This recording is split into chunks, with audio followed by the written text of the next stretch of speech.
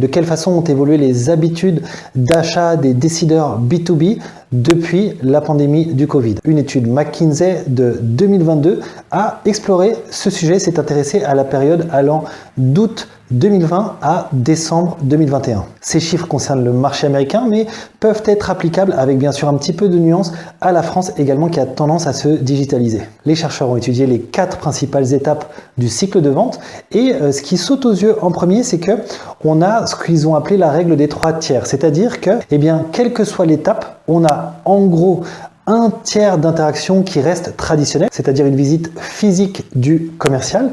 Un deuxième tiers qui, lui, est une interaction à distance, mais avec donc quand même un échange conversationnel entre le fournisseur et le décideur.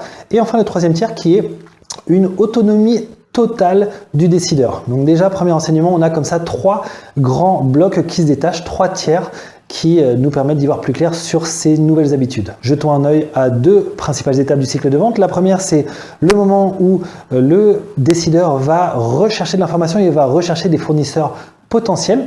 Et là, ce que l'on voit, c'est que en août 2020, surtout la part de ce qu'on appelle le digital self-service, c'est-à-dire la recherche d'informations de façon complètement autonome pour le décideur, était encore relativement faible. Elle représentait 22%, tandis que à fin 2021, elle en représentait 34%. Cette augmentation s'est faite au dépit de l'interaction à distance, puisqu'on voit qu'elle a réduit progressivement.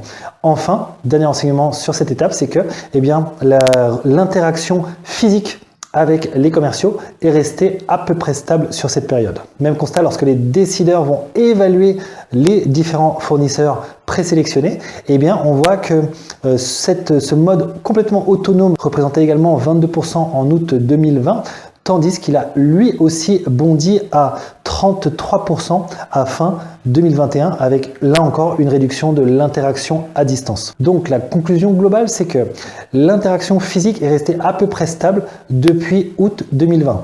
L'interaction à distance a, elle, plutôt tendance à baisser au profit de l'autonomie complète sans aucune interaction des décideurs auprès de leurs fournisseurs, où là on voit que cette tendance est en augmentation et qu'ils sont de plus en plus indépendants dans leur cycle d'achat.